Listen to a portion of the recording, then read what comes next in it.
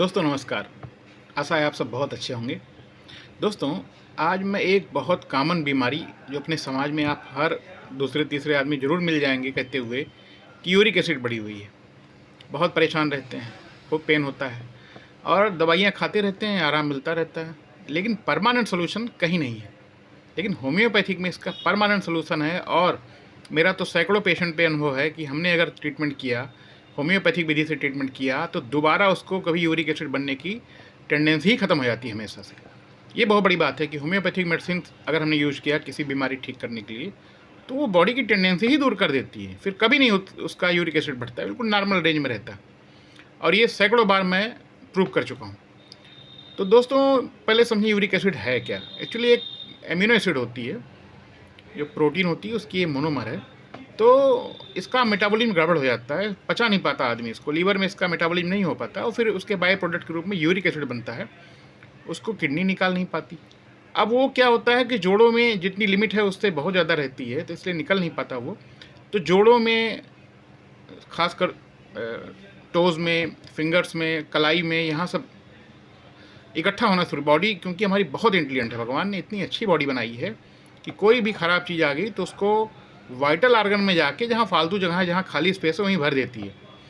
तो जितने भी, अब सोचो डिस्टल मतलब शरीर के सबसे दूर पार क्या है, पार्ट क्या है, टोज़ है, फिंगर्स है, इसमें इट पॉइंट करता है कि भैया ये हानिकारक है, ब्लड में नहीं रहना चाहिए, इसको यहाँ रखो। कलाई में ज़्यादा हुआ तो फिर घुटनों तक में आ जाता है। तो बॉडी अपनी डिफेंस मैकेनिज्म पूरी करती है, लेकिन इसके नाते इसके क्रिस्टल बिल्कुल नुकीले नुकीले लंबे लंबे होते हैं, इसलिए दर्द बहुत होता है। और एलोपैथिक में इसकी दवाइयाँ एलोपुरिनाल और कई एडवांस दवाइयाँ आई हैं, लेकिन आप जब तक ट्रीटमेंट करेंगे दोस्तों, बिल्कुल आराम रहता है। हो सकता है 4-6 महीने, साल भर और आराम रहे, फिर होगा। बार बार होता है, आप दवाइयाँ खाएंगे आराम रहेगा, फिर होगा। क्योंकि ये बॉडी की टेंडेंसी है उसकी, वो पचा नहीं पा रहा है, यूरिक एसिड बना रहा है, तो आपको दवाई खाना पड़ेगा। फिर इसमें परहेज कराया जाता है, अरहर की दाल ना खाओ, फिर कहते हैं कोई भी दाल ना खाओ, ठीक है। जहाँ जहाँ प्यूरिन पाई जाने की संभावना होती है वो मना किया जाता है। रेड मीट है, वाइन है, अखरोट है, इन सब में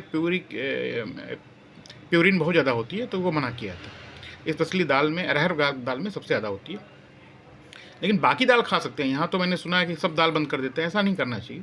मूंग का दाल तो सर्वोत्तम है। ये तब तक के लिए मैं भी कराता हूँ जब तक पेशेंट की यूरिक एसिड बढ़ी हुई है। उसके बाद मैं कहता हूँ अब सब कुछ खाओ, जो इच्छा करे खाओ, कभी कुछ नहीं होता। दोस्तों, दूसरे का नहीं, मेरा खुद का एग्जाम्पल है। मेरा यूरिक एसिड 12-14 के ऊपर ही रहता था और काफ़ी तकलीफ़ होती थी जब मैं स्टूडेंट था। और मैं होम्योपैथिक में आया तो फिर होम्योपैथी से मेरा ऐसा निदान हुआ कि हमेशा के लिए फुर्सत हो गया। मुझे कभी भी इस तरह की कभी कोई तकलीफ़, यूरिक एसिड हमेशा नॉर्मल रेंज में रहती और मेरा खुद का टेस्टेड है। तो होम्योपैथिक में इसका जड़ से इलाज है, जिसे कहते हैं ना, परमानेंट सॉल्यूशन है। तो अगर आपकी किसी की यूरिक एसिड बढ़ने की टेंडेंसी हो तो दोस्तों, अपने नियरेस्ट किसी अच्छे होम्योपैथ से संपर्क करो, या फिर हमसे भी आप ऑनलाइन कंसल्टेशन कर सकते हैं।